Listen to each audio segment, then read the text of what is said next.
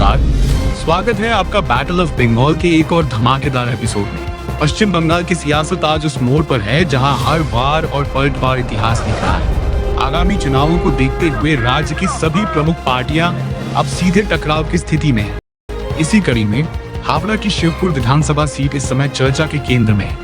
आज हमारे विशेष कार्यक्रम में मौजूद है शिवपुर से भारतीय जनता पार्टी के प्रत्याशी और प्रसिद्ध अभिनेता रुद्रनील घोष। रुद्रनील घोष ने हाल ही में राज्य की सत्ताधारी पार्टी तृणमूल कांग्रेस और मुख्यमंत्री ममता बनर्जी के कार्यकाल पर कई गंभीर सवाल खड़े किए हैं। क्या है रुद्रनील घोष के आरोप और इन आरोपों पर टीएमसी का क्या रुख रहने वाला है? देखिए ये विशेष इंटरव्यू विस्तार से।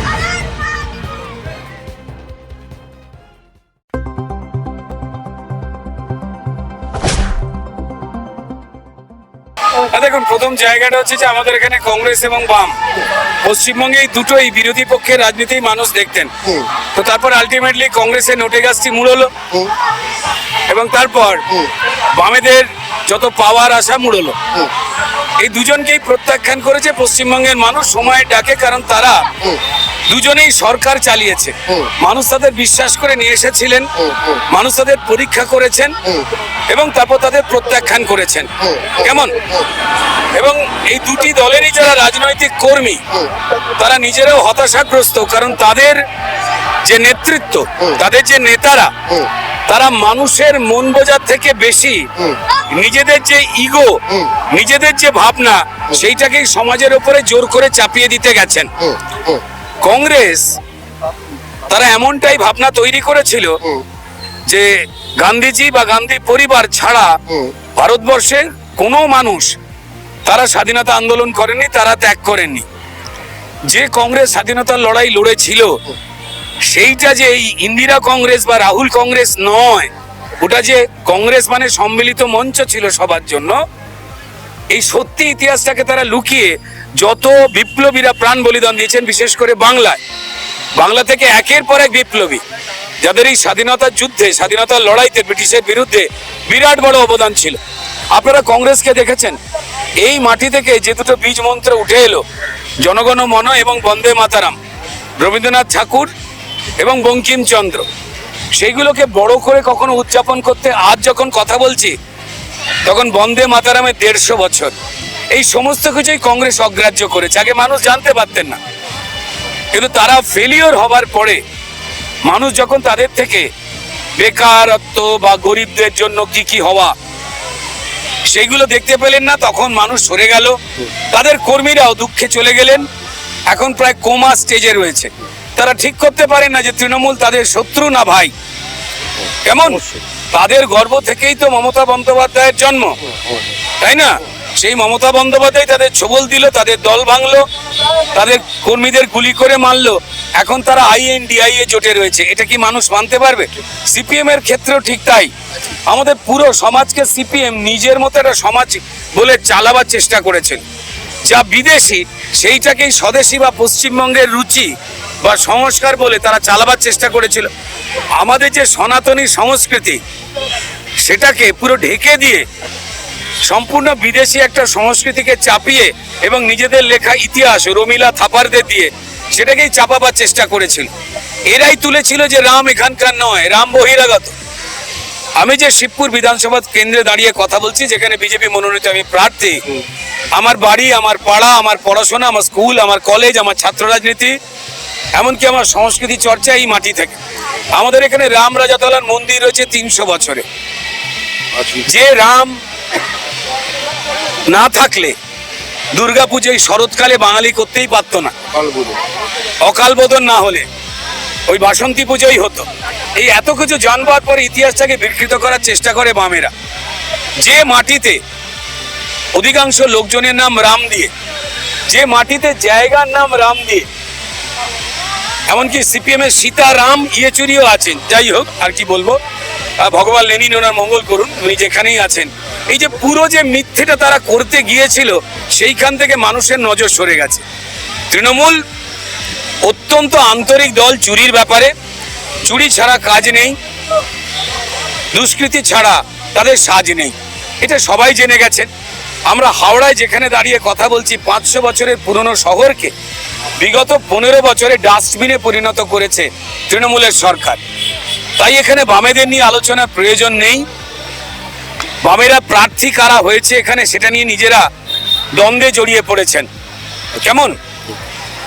আমি কংগ্রেস নিয়ে কোনো আলোচনাতে যাবই না। যারা অত্যন্ত কি বলবো মিলিয়ে গেছেন তাদের অসহায়তা নিয়ে মজা করা কখনো উচিত নয়। তাদের সম্মান দেওয়া উচিত যে তারা ভালো থাকুন।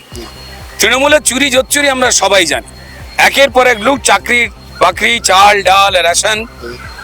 সব থেকে বড় কথা হলো এখানে প্রচুর মানুষ এসে যখন সাক্ষাৎ করতে যাচ্ছি গিয়ে দেখতে পাচ্ছি বিধবা ভাতা পাননি, আবাসের বাড়ি পাননি। এই প্রত্যেকটি প্রকল্প যা কেন্দ্র সরকার থেকে পাঠানো হয় নাম পাল্টে পাল্টে করে। যারা যোগ্য, যারা গরিব তারা কোনো সুবিধে পায় না। প্রান্তিক মানুষকে এরা ঠকিয়েছে। 2018 সাল থেকে তৃণমূলের দুর্নীতিকে বহাল রাখবার জন্য ইলেকশন করলে তৃণমূলের কাউন্সিলর কেউ থাকবে না এটা জানতে পেরে যেমন কলেজ স্কুলের ইলেকশনগুলো বন্ধ করে রেখে দিয়েছে, ঠিক সেভাবেই তারা সর্বনাশ করেছে কর্পোরেশনে। প্রায় 10টা ওয়ার্ডে জমা জল, ড্রেন, পাঁক, সামান্য বৃষ্টিতেই জল ঢুকে যায় রান্নাঘরে, ঠাকুর ঘরে, শোবার ঘরে। মানুষজন বেরোতে পারেন না, ড্রেন পরিষ্কার হয় না, ভ্যাটগুলো চারিদিকে ময়লা স্তূপ করে আবর্জনা ছড়াচ্ছে, রোগ জীবাণু ছড়াচ্ছে। আমাদের ছোট ছোট বাচ্চাগুলো, বাড়ির বয়স্করা, তারা রোগাক্রান্ত হয়ে পড়েছে। কালকেই 47 নম্বর ওয়ার্ডে চ্যাংড়াজলার জায়গায় গিয়েছিলাম, বৃষ্টি হয়নি দাদা, সেখানে মানুষ এখনো পর্যন্ত গোড়ালির ওপর পাঁক, ড্রেন, কু মুত ময়লা জলে হেঁটে বেড়াচ্ছে, তাদের রোগ হচ্ছে। এখান থেকে বদল চাইছেন সম্পূর্ণভাবে হাওড়ার মানুষ তথা শিবপুরের মানুষ। মানুষের সঙ্গে কথা বলছি, কাউকে জিজ্ঞাসা করুন ড্রেন, জল, পাঁক, জল নিকাশি বন্দোবস্ত নেই, বাড়িতে বাড়িতে জলের সঠিক কানেকশন নেই, কল নেই। 18 সাল থেকে আপনারা কর্পোরেশন বন্ধ করে দিয়েছেন। কাউন্সিলরগুলো তৃণমূলের এখন জমির দালালি করে বেড়াচ্ছে। যদি এই অবস্থা, তাহলে মানুষের কি কোনো দাম নেই? মানুষের ট্যাক্সের পয়সা তাদের কাছে যাচ্ছে, যারা ওই টাকা চুরি করতে পারলেই হ্যাপি, মানুষের জন্য কোনো কিছু করতে চান না সমস্ত মানুষ। তাই তারা আশীর্বাদ করছেন। তারা কংগ্রেসকে দেখেছেন, বামেদের দেখেছেন।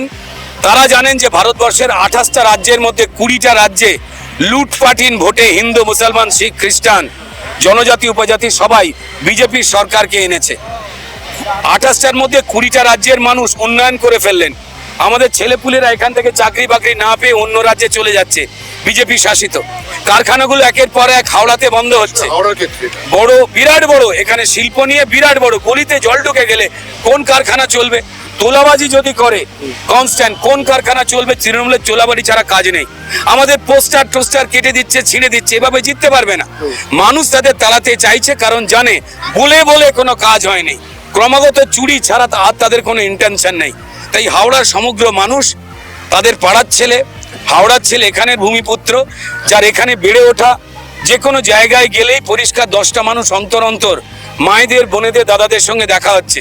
হয়তো কারুর একটু টাক বেশি হয়ে গেছে, কারুর বিয়ে হয়ে গেছে, কেউ একটু মোটা হয়ে গেছে, তারা জড়িয়ে ধরে বলছে কেমন আছিস বাবাই। ব্যাস এইটুকুই, একটাই কথা, যে যে রাজনৈতিক দল করুক, হাওড়াকে বাঁচাতে গেলে ভারতীয় জনতা পার্টিকে আনতে হবে। শিবপুরকে বাঁচাতে গেলে এই ঘরের ছেলেটার হাত শক্ত করতে হবে সব দলের মানুষের। তারা এগিয়ে আসছেন, তারা কথা বলছেন। তৃণমূলের প্রাক্তন কাউন্সিলরও তারা রাস্তায় বেরিয়েছে, আমার সঙ্গে দুপা হাঁটছেন, যে অন্যায় আমরা করেছি এটা বন্ধ হওয়া দরকার, আমরা তোমায় চাই। ব্যাস, হাওড়ার ছেলের কাছে এর থেকে বড় আশীর্বাদ কি হতে পারে? সামনেই রামনবমী গেল, সেখানে আমাদের এই স্থানীয় যে উৎসব আমাদের হাওড়ার, যেটা দুর্গাপুজোর মতো বা তার থেকেও বড় হয়, সেখানে সম্মিলিত হয়েছিলাম সবার কাছে, দলীয় রাজনীতির বিভেদ ভুলে। গতকালই হনুমান জয়ন্তী গেল, সেখানেও মানুষের সঙ্গে জড়ো হয়েছি।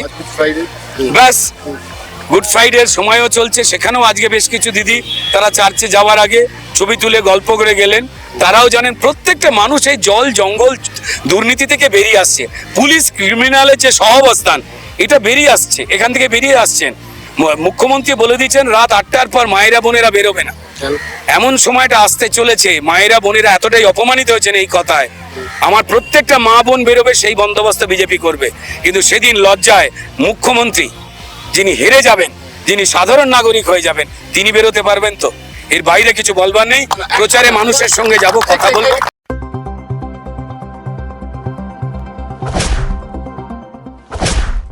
না না না না এই একদমই না, তৃণমূল এখানে ঘুমিয়ে পড়েছে। তাই? মাঝে মাঝে দু একটা পোস্টার ছেড়ে দিচ্ছে, ওরা এমনি ভালো। ভালো। হ্যাঁ, ওরা এমনি ভালো, ঠিক আছে। মানে কি হয়, যেমন গ্লাসে করে শরবতও খাওয়া যায়, হ্যাঁ। গ্লাসে করে দুধও খাওয়া যায়, গ্লাসে করে ঘোলও খাওয়া যায় এই গরমকালে। ডাবের জলে অনেকেই খাচ্ছেন, আমরা বলছি। মমতা বন্দ্যোপাধ্যায় যখন আজে বাজে বকছেন, বকে ফেলছেন, এই গরমে এই বয়সে খারাপ লাগছে। সম্মানীয় মুখ্যমন্ত্রী তো অন্তত এই কয়েকদিনের জন্য হলেও, আমি শুধু আমার তৃণমূল ভাই ছেলেদের পরিষ্কার বলবো যে উল্টো পাল্টা কিছু খেও না, চলে এসো, তোমাদেরও রোজগারের ব্যাপার আছে, তোমাদেরও বেঁচে থাকতে হবে। আমাদের জেলগুলোকে এখন বলে সংশোধনাগার, তাদের শাস্তি দিতে আমরা চাই না। যে ভালো হতে চায়, যে ভুল করে ফেলেছে, অন্যায় করে ফেলেছে, সে যদি ভালো হতে চায় তাহলে আপত্তি কোথায়? তবে ভারতীয় জনতা পার্টির সঙ্গে তাদের জুড়তে গেলে আমাদের যত কর্মী রয়েছেন, যত ভারতীয় জনতা পার্টির সমর্থক রয়েছেন, তাদের কাছে যা যা অন্যায় করেছেন একবার একটু সরি বলতে হবে। টলিপাড়ায় আমরা শুনি অরূপ বিশ্বাস এবং তার ভাই স্বরূপ বিশ্বাসের প্রবল দৌরাত্মের কথা, নানান অভিযোগ উঠছে। যেটা আমরা আপনি পুরোনো আমলের কথা বললেন, সে আমলেও কখনো আমরা দেখিনি, যেখানে ইন্ডিভিজুয়াল শিল্পীদের বসিয়ে দেওয়া হচ্ছে। আমি শুধু আপনিও নাকি ভিকটিম হয়েছেন এক সময়, বসিয়ে দেওয়া যারা অভিনয় করতে পারবে না, তোমরা যেটা আমার লোক নও। হ্যাঁ, আপনি আরো তো জনজীবনে এগিয়ে যাচ্ছেন। এই সমস্ত কিছু ভেঙে যাচ্ছে, নাহলে পশ্চিমবঙ্গের মানুষ কি করে ভাঙতে হয় জানে, ভেঙে দেবে।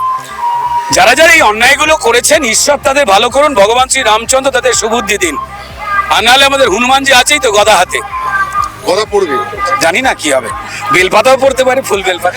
আমার হনুমানদেবের সৃষ্টিকর্তার কাছে, মানে ওই রচনার অসাধারণ বিশাল্যকরণী আছে হনুমানজির হাতে, ওষুধ নিয়ে তিনি ঘুরছেন, আচ্ছা। পেয়ে যাবেন। তবে আমার মনে হয় যে সবাই ভালো হয়ে যাবেন, এইটুকুই আশা। হনুমানদেবের সৃষ্টিকর্তার কাছে আমার একটি প্রশ্ন, শেষ প্রশ্ন বলা যেতে পারে, যে কিভাবে আপনি পরবর্তী দিনে হাওড়ার উন্নতি করবেন? দেখুন খুব সোজা, যে যে সিস্টেম গুলো গন্ডগোল হয়েছে এটাকে ঠিক করতে হবে। হুম। ড্রেন, হুম, জল নিকাশি বন্দোবস্ত, রাস্তা এবং ময়লা ফেলার যে ভ্যাট, তৃণমূল কার্যত হাওড়ার মানুষকে ডাস্টবিন মনে করে তাদের ঘরে ঘরে এলাকায় এলাকায় ডাস্টবিন করে দিয়েছেন। এলাকার পুকুরগুলোকে সংস্কার করতে হবে, যেগুলো ড্রেনের জল যাওয়ার জায়গা হয়ে গেছে। আমাদের এখানে মশার উৎপাত, ডেঙ্গির উৎপাত, চারদিকে রোগ জীবাণু, সেগুলোকে ঠিক করাতে হবে। পাড়ায় পাড়ায় হেলথ সেন্টার যেগুলো ছিল, 5-6টা হেলথ সেন্টার, সেই হেলথ সেন্টারগুলোকে সজীব করতে হবে। আরো অনেক কাজ রয়েছে আমাদের এখানে। পুরনো যে ঐতিহ্যশালী যে মন্দিরগুলো রয়েছে, আচ্ছা। লাইব্রেরি যেগুলো রয়েছে, মন্দির এবং লাইব্রেরি, সেগুলো সংরক্ষণ, স্কুল রয়েছে এখানে, স্কুলগুলো রয়েছে, সেগুলোকে সংরক্ষণ করা।